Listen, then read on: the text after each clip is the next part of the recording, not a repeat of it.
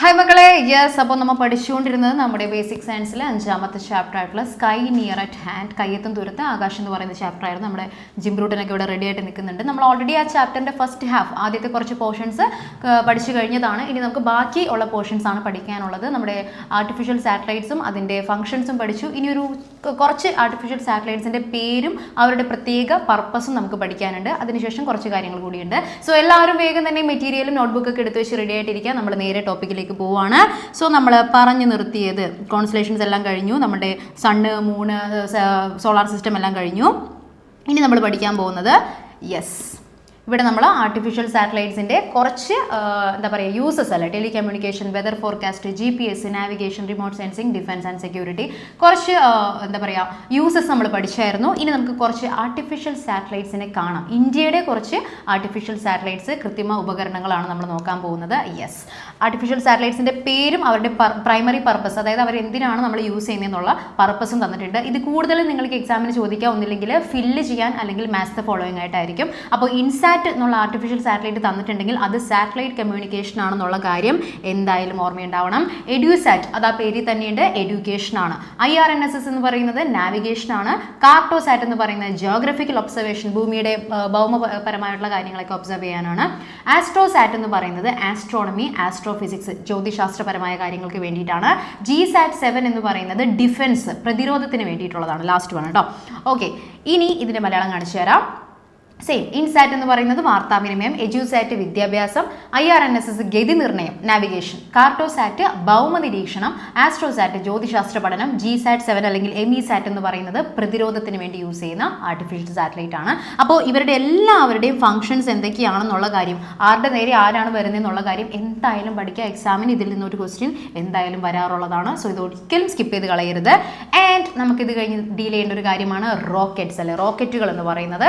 എന്തിനാണ് നമ്മളെപ്പോഴും കേൾക്കാറുണ്ട്, ഇത് റോക്കറ്റ് പോകുന്ന കാണാറൊക്കെ ഉണ്ട്. എന്തിനാണ് ഈ റോക്കറ്റുകൾ ഇങ്ങനെ പോയിക്കൊണ്ടിരിക്കുന്നത്, എന്തിനാണ് അവരെ നമ്മൾ വിടുന്നത് എന്നുള്ള കാര്യമാണ്. റോക്കറ്റ് എന്ന് പറയുന്നത് ഒന്നുമില്ല, ജസ്റ്റ് ഒരു വെഹിക്കിൾ മാത്രമാണ്, ഒരു വണ്ടി മാത്രമാണ്. നമുക്കിപ്പോൾ നമ്മുടെ വീട്ടിൽ നിന്ന് സ്കൂളിലേക്ക് എത്തണമെന്നുണ്ടെങ്കിൽ നമ്മളൊരു വണ്ടിയിലൂടെ പോകുന്നു അല്ലേ, എവിടെയെങ്കിലും പോകണമെന്നുണ്ടെങ്കിൽ നമ്മൾ ഒരു വണ്ടി വഴിയായിരിക്കും പോകുന്നത്.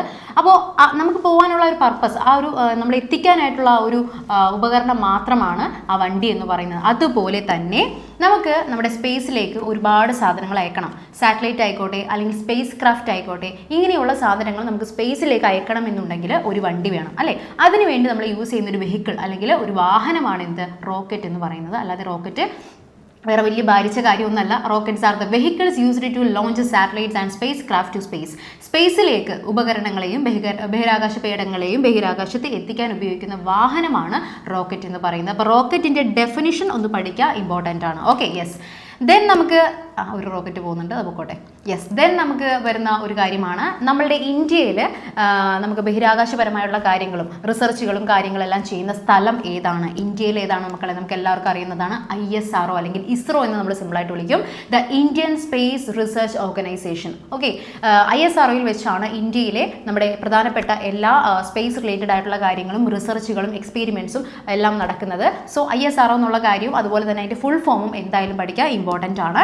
ISROയുടെ നേതൃത്വത്തിലായിരിക്കുള്ളൂ നമ്മുടെ എല്ലാ എന്താ പറയുക റോക്കറ്റ് ലോഞ്ചിങ്ങുകളും എല്ലാം നടക്കുന്നത് കേട്ടോ. ഓക്കെ, ഇനി ഇന്ത്യയിൽ പ്രധാനമായിട്ട് റോക്കറ്റ് ലോഞ്ചിങ് സ്റ്റേഷൻസ് 2 എണ്ണമാണുള്ളത്. ഓക്കെ, അതിലൊന്ന് നമ്മുടെ സ്വന്തം തിരുവനന്തപുരത്ത്, നമ്മുടെ സ്വന്തം കേരളത്തിൽ സ്വന്തം തിരുവനന്തപുരത്തുള്ളതാണ് ഒന്നാമത്തെ റോക്കറ്റ് ലോഞ്ചിങ് സ്റ്റേഷൻ എന്ന് പറയുന്നത്. രണ്ടാമത്തത് ആന്ധ്രാപ്രദേശിലെ ശ്രീഹരിക്കോട്ടയിലുള്ളതാണ്.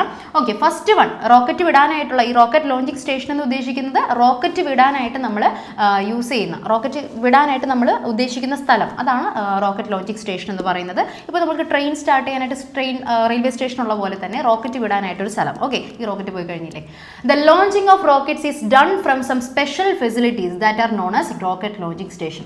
റോക്കറ്റ് വിക്ഷേപണം നടത്തുന്നത് ചില പ്രത്യേക കേന്ദ്രങ്ങളിൽ നിന്നാണ്. എല്ലായിടത്തും നിന്ന് നമുക്ക് റോക്കറ്റ് വിടാൻ പറ്റില്ല. നമ്മുടെ വീട്ടിൽ നമുക്ക് റോക്കറ്റ് വിടാൻ പറ്റില്ല, പേപ്പർ റോക്കറ്റ് അല്ലാതെ.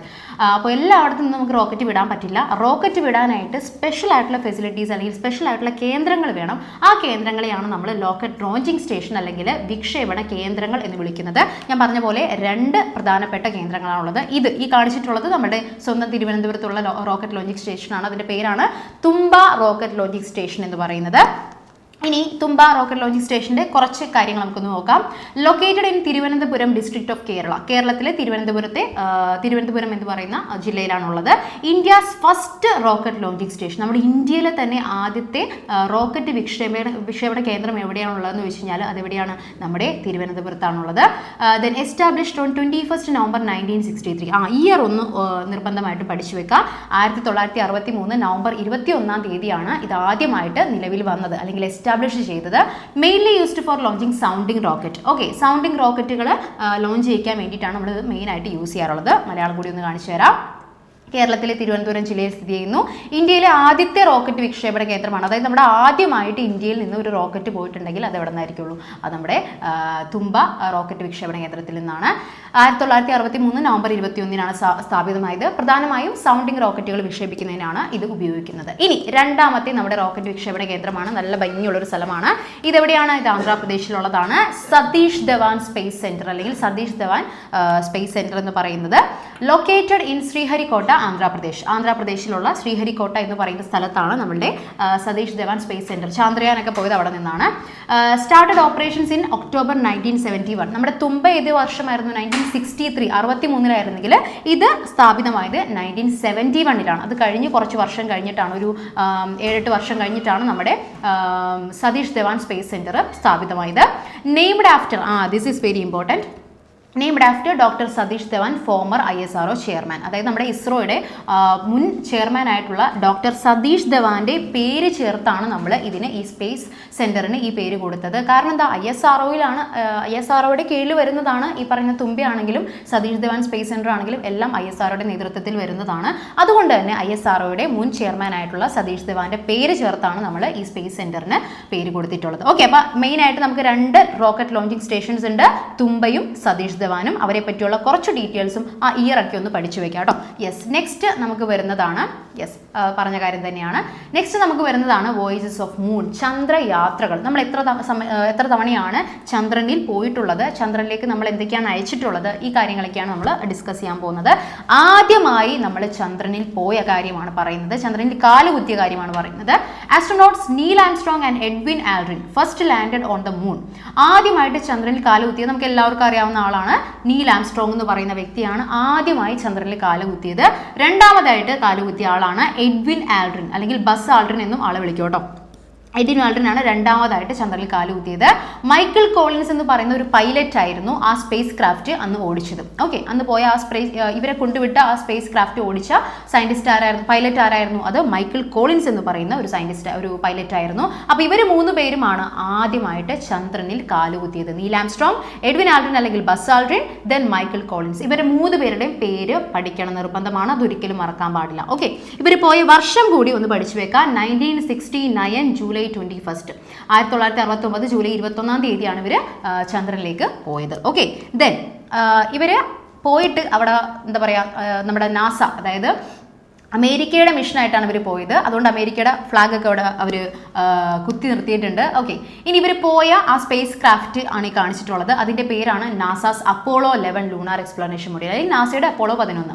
നാസയുടെ അപ്പോളോ 11 പറയുന്ന സ്പേസ് ക്രാഫ്റ്റിൽ അമേരിക്കയെ റെപ്രസെൻറ്റ് ചെയ്തുകൊണ്ടാണ് അവരവിടെ പോയത്, ചന്ദ്രനിൽ ആദ്യമായിട്ട് കാലുകുത്തിയത്. അപ്പോൾ അമേരിക്കക്കാരാണ് നമ്മുടെ ചന്ദ്രനിൽ ആദ്യമായിട്ട് കാലുകുത്തിയ സയൻറ്റിസ്റ്റുകൾ. Okay, yes. ദെൻ നമ്മൾ ഇന്ത്യയിലേക്ക് വന്നു കഴിഞ്ഞാൽ, ഇന്ത്യയിലെ ലൂണാർ മിഷൻസ്, ഇന്ത്യയുടെ ചാന്ദ്ര ദൗത്യങ്ങൾ നോക്കിക്കഴിഞ്ഞാൽ നമുക്ക് എല്ലാവർക്കും അറിയാവുന്ന ഫേമസ് ആയിട്ടുള്ള 3 ചാന്ദ്ര ദൗത്യങ്ങളാണുള്ളത്, ചന്ദ്രയാൻ 1, 2, 3. ഓക്കെ, അപ്പോൾ ഇത് 3നെയും കുറിച്ച് കുറച്ച് ഡീറ്റെയിൽ ആയിട്ട് നമുക്ക് പഠിക്കാനുണ്ട്. നിങ്ങളുടെ ടെക്സ്റ്റ് ബുക്കിലും മെറ്റീരിയലിലും അത് നന്നായിട്ട് കൊടുത്തിട്ടുണ്ട്. ഓക്കെ, അതിലൊന്നാമത്തതാണ് ചന്ദ്രയാൻ 1 എന്ന് പറയുന്നത്. ഈ കാണുന്നതാണ് ചന്ദ്രയാൻ 1 കേട്ടോ. ഫിഗർ കണ്ടു കഴിഞ്ഞാൽ ഒന്ന് ഐഡന്റിഫൈ ചെയ്യാനായിട്ട് അറിഞ്ഞിരിക്കണം. അപ്പോൾ ഇന്ത്യയിൽ നമ്മൾ ആദ്യമായിട്ട് ചന്ദ്രനിലേക്ക് അയച്ച സ്പേസ് ക്രാഫ്റ്റാണ് ഈ കാണുന്നത്, ചന്ദ്രയാൻ 1 എന്ന് പറയുന്നത്. അതിൻ്റെ കുറച്ച് ഫീച്ചേഴ്സ് കൂടി നമുക്കൊന്ന് നോക്കാം. Yes, Chandrayaan 1 is the first lunar exploration mission of our nation. നമ്മുടെ രാജ്യത്തിൻ്റെ ഏറ്റവും ആദ്യത്തെ ചന്ദ്ര പര്യവേഷണ പേടകമാണ് ചന്ദ്രയാൻ 1 എന്ന് പറയുന്നത്. അത് പോയ date very very important, 2008 October 2022. ഈ വർഷം നിർബന്ധമായിട്ടും പഠിക്കണം. വർഷം വിട്ട് നമുക്കൊരു കളിയില്ല. ഓക്കെ, 2008 അതുപോലെ 2019 2023. ഓക്കെ, 2008 ചന്ദ്രയാൻ 1 പോയത്, 2019 ചന്ദ്രയാൻ 2 പോയത്, 2023 ചന്ദ്രയാൻ 3 പോയത്. ഓക്കെ, അപ്പോൾ ആ ഒരു ഓർഡറിൽ തന്നെ ആ ഇയേഴ്സ് പഠിച്ചു വെക്കാം. ഇത് എന്തായാലും എക്സാമിന് ചോദിക്കും. Very very important. ഓക്കെ, ചിലപ്പോൾ മാത്സ് ദ ഫോളോയിങ് ആയിട്ടായിരിക്കും ചോദിക്കുന്നത്. അപ്പോൾ കറക്കി കുത്തേണ്ട ആവശ്യമില്ല, നമ്മളിപ്പോൾ തന്നെ അത് പഠിച്ചു കഴിഞ്ഞു. ഓക്കെ, എവിടെ നിന്നാണ് പോയത്? ശ്രീഹരിക്കോട്ട, നമ്മുടെ സതീഷ് ധവാൻ സ്പേസ് സെന്ററിൽ നിന്നാണ് അത് പോയത്. It entered the moon's orbit at an altitude of 100 kilometers and conducted studies of the lunar surface. നമ്മുടെ ചന്ദ്രന്റെ ഉപരിതലത്തിൽ ഏകദേശം 100 കിലോമീറ്റർ അകലത്തിൽ വന്ന് നിന്നുകൊണ്ട് അത് അവിടെ നിന്ന് എക്സ്പെരിമെന്റ് ഒക്കെ ചെയ്തു. സർഫസിനെ കുറിച്ച്, ലൂണാർ സർഫസ് എന്ന് പറയുന്നത് ചന്ദ്രന്റെ സർഫസ് കേട്ടോ. അവിടെ നിന്നുകൊണ്ട് ഒരു 100 കിലോമീറ്റർ ഡിസ്റ്റൻസിൽ നിന്നുകൊണ്ട് തന്നെ നമ്മുടെ ചന്ദ്രന്റെ സർഫസിനെ കുറിച്ചുള്ള കുറേ പരീക്ഷണങ്ങളൊക്കെ നടത്തി കണ്ടുപിടിച്ച് ഇവിടെ വന്ന് നമുക്ക് ഇൻഫോർമേഷൻസ് തന്നു. ഓക്കെ, അപ്പോൾ ചന്ദ്രയാൻ 1 നമ്മുടെ ആദ്യത്തെ ലൂണാർ മിഷനാണ്, ആദ്യത്തെ ചാന്ദ്ര ദൗത്യമാണ്. 2008 ശ്രീഹരിക്കോട്ടയിൽ നിന്നാണ് അത് പോയത്. അത് ഒരു 100 കിലോമീറ്റർ ഡിസ്റ്റൻസ് വരെ നിന്നുകൊണ്ട്, ചന്ദ്രന്റെ ഉപരിതലത്തിൽ നിന്ന് 100 കിലോമീറ്റർ ഡിസ്റ്റൻസ് വരെ നിന്നുകൊണ്ട് കുറച്ച് എക്സ്പെരിമെന്റ് ഒക്കെ കണ്ടക്ട് ചെയ്തു. ഓക്കെ, ദെൻ അടുത്ത് വരുന്നതാണ് ഓഫ് കോഴ്സ് നമുക്കറിയാം ചന്ദ്രയാൻ 2. ഇതാണ് ചന്ദ്രയാൻ 2ന്റെ ഫിഗർ വരുന്നത്. ഇത് കണ്ടാലും തിരിച്ചറിയാനായിട്ട് അറിഞ്ഞിരിക്കണം. ഇതാണ് ആ സ്പേസ് ക്രാഫ്റ്റ്. ഇനി ചന്ദ്രയാൻ 2നെ കുറിച്ച് നോക്കുകയാണെന്നുണ്ടെങ്കിൽ, Chandrayaan 2 is India's second exploration mission. എന്ത് സിമ്പിൾ ആണല്ലേ, രണ്ടാമത്തെ എക്സ്പ്ലോറേഷൻ മിഷനാണ് ചന്ദ്രയാൻ 2 എന്ന് പറയുന്നത്. ഇവിടെയും നമുക്ക് ഡേറ്റ് ഉണ്ട്, ജൂലൈ 22, 2019. 2019 നമ്മൾ ഓൾറെഡി പറഞ്ഞായിരുന്നു. ജൂലൈ 2022 നമ്മൾ അത് ലോഞ്ച് ചെയ്തത്. Its goal was to study the features of rocks and soil on the lunar surface. നമ്മുടെ ചന്ദ്രന്റെ ഉപരിതലത്തിലുള്ള പാറകളുടെയും മണ്ണിന്റെയൊക്കെ പ്രത്യേകതകൾ പഠിക്കാൻ വേണ്ടിയിട്ടാണ് നമ്മൾ അതിനെ ഇവിടെ നിന്ന് അയച്ചത്. ഓക്കെ, അത് എന്താ പറയുക, നമ്മുടെ സോയിലിന് ഏത് കളറാണ്, അതിന്റെ ഫീച്ചേഴ്സ് എന്താണ്, സ്മെൽ എന്താണ്, ഇങ്ങനെയുള്ള കാര്യങ്ങളൊക്കെ പഠിക്കാൻ വേണ്ടിയിട്ടാണ് നമ്മൾ ചന്ദ്രയാൻ 2നെ ഇവിടെ നിന്ന് അയച്ചത്. ഓക്കെ, അപ്പോൾ ചന്ദ്രയാൻ 2 രണ്ടാമത്തെ മിഷനാണ്. 2019 അതിന്റെ ഗോൾ എന്തായിരുന്നു? റോക്സിനെ കുറിച്ചും സോയിൽസിനെ കുറിച്ചൊക്കെ പഠിക്കാൻ വേണ്ടിയിട്ടായിരുന്നു വിട്ടത്. ഓക്കെ, ഇനി ലാസ്റ്റ് ആൻഡ് ഫൈനൽ മൂന്നാമത്തതാണ് ചന്ദ്രയാൻ 3 എന്ന് പറയുന്നത്. ചന്ദ്രയാൻ 3 പറയുമ്പോൾ എന്താ പറയുക, നമ്മുടെ ഇന്ത്യയിലെ തന്നെ ആദ്യത്തെ ഫസ്റ്റ് എന്താ പറയുക മിഷനായിരുന്നു മൂണിൻ്റെ സൗത്ത് പോളിലേക്ക് പോയ. ഓക്കെ, അതായത് മൂണിന് കുറേ പോൾസ് ഉണ്ടല്ലോ, സൗത്ത്, നോർത്ത്, ഈസ്റ്റ്, വെസ്റ്റ്, അങ്ങനെ കുറേ പോൾസ് ഉണ്ട്. അതിൽ മൂണിൻ്റെ സൗത്ത് സൈഡിലേക്ക്, ദക്ഷിണ ധ്രുവത്തിലേക്ക് പോയ ആദ്യത്തെ മിഷനായിരുന്നു നമ്മുടെ ചന്ദ്രയാൻ 3 എന്ന് പറയുന്നത്. It landed on the lunar surface on, okay, അതിന് മുമ്പായിട്ട് it was launched on July 14, 2023. 2023 ഏറ്റവും ലേറ്റസ്റ്റ് ആയിട്ട് പോയ നമ്മുടെ ചന്ദ്രയാൻ ദൗത്യമാണത്. 2023 ജൂലൈ 14 അത് ഇവിടെ നിന്ന് നമ്മൾ അതിനെ ലോഞ്ച് ചെയ്തത്. പക്ഷേ ലൂണാർ സർഫസിൽ, നമ്മുടെ മൂണിന്റെ സർഫസിൽ, ഉപരിതലത്തിൽ അത് എത്തിയത് എപ്പോഴാണ്? 2023, അതേ വർഷം തന്നെ ഓഗസ്റ്റ് 23. അതായത് കുറച്ച് സമയം എടുത്തു, അതവിടെ കുറച്ച് ടൈം എടുത്ത്, കുറച്ച് ദിവസങ്ങൾ എടുത്ത് ട്രാവൽ ചെയ്തിട്ടാണ് അത് നമ്മുടെ ലൂണാർ സർഫസിൽ എത്തിയത്. ഓക്കെ, അപ്പോൾ ലോഞ്ച് ചെയ്ത ഡേറ്റും പഠിക്കണം, അതുപോലെ തന്നെ ലൂണാർ സർഫസിൽ ലാൻഡ് ചെയ്ത ഡേറ്റും പഠിക്കണം, ഇമ്പോർട്ടൻ്റ് ആണ്. ഓക്കെ, അപ്പോൾ ചന്ദ്രയാൻ 3 എന്ന് പറയുന്നത് നമ്മുടെ മൂണിന്റെ സൗത്ത് പോളിലേക്ക്, ദക്ഷിണ ധ്രുവത്തിലേക്ക് ആദ്യമായിട്ട് അയച്ച പേടകമായിരുന്നു ചന്ദ്രയാൻ 3. അത് ലോഞ്ച് ചെയ്തത് 2023 ജൂലൈ 14, ലാൻഡ് ചെയ്തത് 2023 August 23. Okay, then the rover separated from it roamed on the lunar surface and conducted experiments. Rover എന്ന് പറയുന്നത് ഒരു റോബോട്ടാണ്. ഓക്കെ, ആ റോബോട്ടിനെയാണ് ഞാൻ ഈ ബാക്കിൽ ഫിഗറിൽ കാണിച്ചിട്ടുള്ളത്. കണ്ടോ, നമ്മളൊരു സ്പേസ് ക്രാഫ്റ്റ് വിട്ട് കഴിഞ്ഞാൽ ആ സ്പേസ് ക്രാഫ്റ്റിനോട് ചേർന്നുകൊണ്ട് തന്നെ ഒരു റോബോട്ടിനെ നമ്മൾ ഫിറ്റ് ചെയ്യും. അതിനെയാണ് നമ്മൾ റോവർ എന്ന് വിളിക്കുന്നത്. ഈ റോബോട്ട് എന്ത് ചെയ്യുന്നറിയോ, സർഫസിൽ, നമ്മുടെ ചന്ദ്രന്റെ സർഫസിൽ എത്തിക്കഴിഞ്ഞാൽ ആ റോബോട്ട് നമ്മുടെ സ്പേസ് ക്രാഫ്റ്റുമായിട്ട് സെപ്പറേറ്റ് ആവും, വിട്ട് കഴിഞ്ഞിട്ട് ആ റോബോട്ട് അവിടെയൊക്കെ ചന്ദ്രൻ്റെയൊക്കെ സർഫസിലൊക്കെ നടന്നിട്ട് കുറേ എക്സ്പെരിമെൻ്റ് ഒക്കെ കണ്ടക്ട് ചെയ്യും, കുറേ എന്താ പറയുക റിസർച്ച് ഒക്കെ നടത്തിയിട്ട് ഇൻഫോർമേഷൻസ് കളക്ട് ചെയ്യും. ഓക്കെ, അപ്പോൾ ആ റോബോട്ടിനെയാണ് ഞാൻ ഈ ഫിഗറിൽ കാണിച്ചിട്ടുള്ളത്. അപ്പോൾ നമ്മുടെ റോവർ അല്ലെങ്കിൽ നമ്മുടെ റോബോട്ട് എന്ത് ചെയ്തു, നമ്മുടെ സ്പേസ് ക്രാഫ്റ്റുമായിട്ട് സെപ്പറേറ്റ് ആയിട്ട് നമ്മുടെ ചന്ദ്രൻ്റെ സർഫസിൽ നടന്നുകൊണ്ട്, റോം ചെയ്തുകൊണ്ട്, ചുറ്റിക്കറങ്ങിക്കൊണ്ട് കുറേ എക്സ്പെരിമെൻറ്റ്സ് ഒക്കെ കണ്ടക്ട് ചെയ്തു, ഇൻഫോർമേഷൻസ് കളക്ട് ചെയ്തു. അപ്പോൾ ഇത് മൂന്നുമാണ് ചന്ദ്രയാൻ 1, 2, 3. ഇത് മൂന്നുമാണ് നമ്മുടെ ഇന്ത്യയിലെ ലൂണാർ മിഷൻസ് അല്ലെങ്കിൽ ചാന്ദ്ര ദൗത്യങ്ങൾ എന്ന് പറയുന്നത്. It is very very important. 3 പേരെ പറ്റി ഡീറ്റെയിൽ ആയിട്ട് പഠിക്കണം. ഇയർ എന്തായാലും പഠിക്കണം. ഓക്കെ, 2008, 2019, 2023 ഇത് മൂന്നുമാണ് വർഷം. അത് ആ ഓർഡറിൽ തന്നെ പഠിക്കണം കേട്ടോ. ദെൻ നമ്മൾ ചന്ദ്രനിൽ നിന്ന് പോയി കഴിഞ്ഞാൽ, ചന്ദ്രൻ കഴിഞ്ഞ് കഴിഞ്ഞാൽ, ചന്ദ്രൻ മാത്രമല്ല നമ്മുടെ ദൗത്യം, നമ്മൾ ചൊവ്വയിലേക്ക് പോയിട്ടുണ്ട്, അങ്ങനെ കുറേ ദൗത്യങ്ങൾ നമുക്ക് ഉണ്ടായിട്ടുണ്ട്. അപ്പോൾ മറ്റ് ദൗത്യങ്ങൾ, മറ്റ് പ്രൊജക്ട്സ് അല്ലെങ്കിൽ മറ്റ് പദ്ധതികളാണ് നമ്മൾ നോക്കുന്നത്. ഇത് വളരെ ഇമ്പോർട്ടൻ്റ് ആണ്. ഇത് ചിലപ്പോൾ മാത്സ് ദ ഫോളോയിങ് ആയിട്ട് ചോദിക്കാനായിട്ട് വളരെ സാധ്യതയുള്ളൊരു ക്വസ്റ്റൻ ആണ്, ചോദിച്ചിട്ടുമുണ്ട്. ഓക്കെ, അതിലൊന്നാമത്താണ് മംഗളിയാൻ എന്ന് പറയുന്നത്. Very very famous. മംഗളിയാണിൻ്റെ ഫിഗർ കണ്ടു കഴിഞ്ഞാൽ അത് ഏതാണെന്ന് എന്താ പറയുക അറിഞ്ഞിരിക്കണം. മംഗളിയാൻ എന്തിനു വേണ്ടിയിട്ടാണ്? ആ പേരിൽ തന്നെയുണ്ട്, മാർസ് എക്സ്പെഡിഷൻ. അതായത് നമ്മൾ ചൊവ്വയെ കുറിച്ച്, ചൊവ്വയുടെ പര്യവേഷണത്തിന് വേണ്ടിയിട്ടാണ് നമ്മൾ മംഗളിയാനെ അയച്ചത്. അടുത്തതാണ് ആദിത്യ L1 എന്ന് പറയുന്നത്. സോളാർ എക്സ്പെഡിഷൻ, സൗര പര്യവേഷണത്തിന് വേണ്ടിയിട്ട് നമ്മൾ സോളാർ സിസ്റ്റം, സോളാറിനെ കുറിച്ചുള്ള കാര്യങ്ങൾ പഠിക്കാൻ വേണ്ടിയിട്ടാണ് നമ്മൾ ആദിത്യ L1 എന്ന് പറയുന്ന കാര്യം വിട്ടത്. അതായത് നമ്മൾ ചന്ദ്രനെ കുറിച്ച് മാത്രം പഠിക്കാൻ വേണ്ടിയിട്ടല്ല സ്പേസിലേക്ക് നമ്മൾ വർക്ക് വിട്ടിട്ടുള്ളത്. മംഗളിയാൻ മാർസിനെ കുറിച്ച്, ചൊവ്വയെ കുറിച്ച് പഠിക്കാൻ, ആദിത്യ L1 സോളാർ സൗര ഇതിനെക്കുറിച്ച് പഠിക്കാനായിട്ട്. ദെൻ ഗഗൻയാൻ എന്ന് പറയുന്നത് സ്പേസ് എക്സ്പെഡിഷൻ, അതായത് നമ്മൾ സ്പേസിനെ കുറിച്ച് കാര്യങ്ങളൊക്കെ പഠിക്കാൻ വേണ്ടിയിട്ടാണ്. ഗഗൻയാൻ, ഗഗൻ ഉദ്ദേശിക്കുന്നത് നമ്മുടെ സ്പേസിനെയാണ് കേട്ടോ.